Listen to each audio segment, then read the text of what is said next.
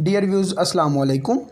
Mehran chemist channel पर हम आप सबको खुश आमदीद कहते हैं। मैं मेहरान असलम आपका ट्यूटर। यहाँ पर हम इंटरमीडिएट का कोर्स सबसे पहले शुरू करेंगे, तो आप सबसे गुजारिश है कि अगर आप इस चैनल पर नए हैं तो इसको सब्सक्राइब कर लें ताकि आने वाली सारी वीडियोस जो हैं वो आप तक पहुँचती रहें। अस्सलाम वालेकुम views, my name is Mehran Aslam और आज हम क्लास 11 का चैप्टर नंबर 7 और लेक्चर नंबर 4। चैप्टर 7 हमारा थर्मोकेमिस्ट्री है। अब इसका जो आज का टॉपिक है वो है इंटरनल एनर्जी, जिसको हम ई से रिप्रेजेंट करते हैं। अब सवाल है कि इंटरनल एनर्जी का एक सिस्टम है, उसमें जितनी भी एनर्जी है, चाहे वो काइनेटिक एनर्जी है या पोटेंशियल एनर्जी है, उसको हम क्या कहते हैं? Internal energy. इंटरनल एनर्जी क्या होगी? The total of all the possible kind of energy of the system is called internal energy. अब इंटरनल एनर्जी जो है वो ई से रिप्रेजेंट, और जो एनर्जी की टाइप से कितनी होती है? काइनेटिक एनर्जी और पोटेंशियल एनर्जी, यानी काइनेटिक और पोटेंशियल के सम को क्या कहते हैं? इंटरनल एनर्जी सिस्टम की।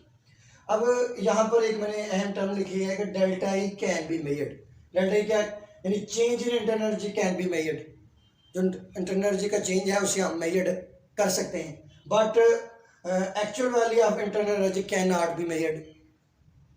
कहते लेकिन जो इंटरनल एनर्जी की एक्चुअल वैल्यू है, एक्यूरेट वैल्यू है, वो हम मेजर नहीं कर सकते। लेकिन अगर सिस्टम में इंटरनल एनर्जी में चेंज आए उसको मेजर कर सकते हैं, एक्चुअल वैल्यू को मेजर नहीं कर सकते। इसकी वजह क्या है, वाई, ये हम एक्सप्लेनेशन में क्लियर करेंगे आपको। दूसरा ये कहता है delta is state function. State function क्या है? क्या ऐसा फंक्शन जो इनिशियल और फाइनल वैल्यू पर डिपेंड करे, इनिशियल एंड फाइनल स्टेट पर डिपेंड करे, पाथ पर डिपेंड ना करे। इस पर हम एक लेक्चर दे चुके हैं स्टेट फंक्शन पर, जिसका डिस्क्रिप्शन हमने लिंक पर दिया हुआ है। आगे बढ़े जो एक्सप्लेनेशन में हमने एक सिस्टम ले लेना है। सिस्टम यानी मैटर को एक सिस्टम कंसिडर कर लेना है, मैटर, और सम क्वांटिटी ऑफ मैटर है जो हमारा सिस्टम है, उसके पास एनर्जी है। क्योंकि हमने पढ़ा है कि every substance that exist have energy.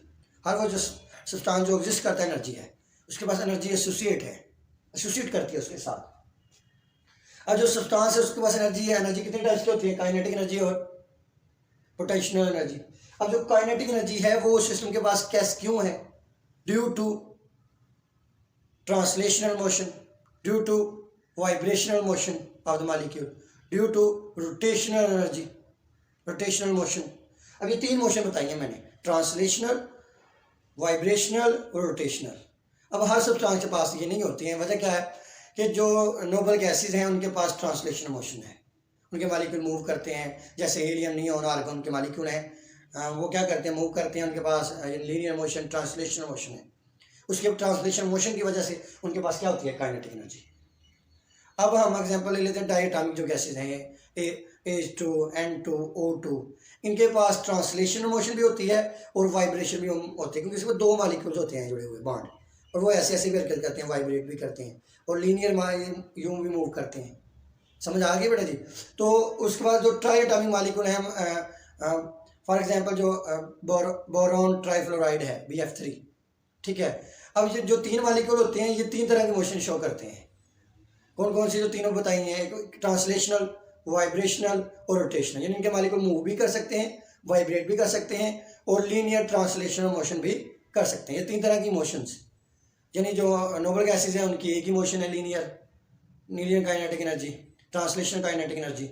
और जो डायटोमिक मॉलिक्यूल्स हैं उनके पास दो एनर्जी हैं, ट्रांसलेशनल और वाइब्रेशनल। जो ट्राइएटॉमिक मॉलिक्यूल्स हैं उनके पास ट्रांसलेशनल, वाइब्रेशनल और रोटेशनल होती हैं। यानी इनकी वजह, इन मूवमेंट की वजह से उनके पास क्या होती है? Kinetic energy. और पोटेंशियल एनर्जी, जितने भी मॉलिक्यूल में बॉन्ड्स हैं, वंडरवाल फोर्सेज हैं, all type of bond, all type of attractive forces, intermolecular position, intermolecular bond, उनकी वजह से क्या होती हैं? क्योंकि बेटा जी जो बॉन्ड है उसमें अट्रैक्शन होती है बॉन्ड के इलेक्ट्रॉन में और न्यूक्लियस में, एक पोजीशन बनती है, जिसका मतलब सिस्टम ने एनर्जी क्या की है? रिलीज की है। यहाँ तक क्लियर हो गया? हमारा दूसरा जो फंडामेंटल वे ट्रांसफर एनर्जी का है वो वर्क। इसको हम W से रिप्रेजेंट करते हैं। आमतौर पर वर्क होता है कि काम करना। हम कई तरह के काम करते हैं, जैसे कई दफ़ा हम अपने को फिट रखने के लिए वर्क करते हैं, कई दफ़ा हम अर्निंग करने के लिए काम करते हैं। तो इन सब के काम में साइंस का कोई तल्लुक नहीं। हमारा वर्क क्या है कि वो वर्क है जिसमें आप, ये वर्क हो रहा है, मैं इससे पुश करूं तो ये भी वर्क है, लेकिन साइंस के मुताबिक ये वर्क नहीं है। वर्क वही है कि जब हम एक्शन करें और डिस्प्लेसमेंट तय हो, फासला तय करें, ठीक है, उसे हम क्या कहते हैं, वर्क। और वर्क को हम किससे रिप्रेजेंट करते हैं, W बराबर है एफ डी के। एफ क्या है, फोर्स, और डी क्या है, डिस्प्लेसमेंट। यानी फोर्स लगे और डिस्प्लेसमेंट फासला भी तय हो, उसे हम क्या कहते हैं, वर्क, और उसके किससे रिप्रेजेंट करते हैं, W से। और ये कोई state, it is not a state function, it is not, ये वर्क भी स्टेट फंक्शन नहीं है, यानी इनिशियल और फाइनल वैल्यू पर डिपेंड नहीं करती। ये भी क्या है, पाथ फंक्शन, यानी पाथ पर डिपेंड करती है। अब ये W बराबर एफ डी, इसके यूनिट न्यूटन मीटर भी है, जिसका ऐसे यूनिट है क्या है, जूल। साइन ऑफ कन्वेंशन क्या है, W बराबर नेगेटिव, यानी अगर वर्क नेगेटिव है तो इसका मतलब क्या है कि work done by the system, work done यानी सिस्टम ने वर्क किया जिसकी वजह से एनर्जी कम हुई, साइन क्या लग गया, नेगेटिव। अगर हम सिस्टम के ऊपर वर्क करें यानी work done on the system, तो साइन क्या आ जाएगा, पॉजिटिव। अब एग्जांपल है कि ये फिजिक्स की टर्म में केमिस्ट्री में क्या कर रही है, तो केमिस्ट्री में हम जो वर्क है वो हम बड़ा वर्क कई तरह का है, लेकिन केमिस्ट्री में हम W बराबर एफ डी की जगह क्या करते हैं, W बराबर है P डेल्टा V। यानी हमारा जो केमिस्ट्री में वर्क है वो प्रेशर वॉल्यूम वर्क है। और प्रेशर वॉल्यूम वर्क क्यों है, जैसे हमने एक एग्जाम्पल को कंसिडर कर लेते हैं। एग्जाम्पल, हमारी जो एग्जाम्पल थी वो क्या थी, कि हम कैल्शियम कार्बोनेट का HCl के साथ रिएक्शन करवा लेते हैं, और जो रिएक्शन होगा तो क्या बनेगा, कैल्शियम क्लोराइड। इसकी प्रोडक्ट नीचे लिख देते हैं ताकि आपको नज़र आता रहे, कैल्शियम क्लोराइड और साथ में कार्बन डाइऑक्साइड और वाटर। अब इस इक्वेशन में अगर हम सिस्टम लेंगे, फ्लक्स लेंगे, तो इसमें जो कि एनर्जी रिलीज हो रही है तो वॉल्यूम चेंज होगा, एक्सपेंशन होगी। तो इसके लिए हम क्या लगाएंगे, हम जो वर्क है हमारा वो क्या है, W बराबर है P डेल्टा V।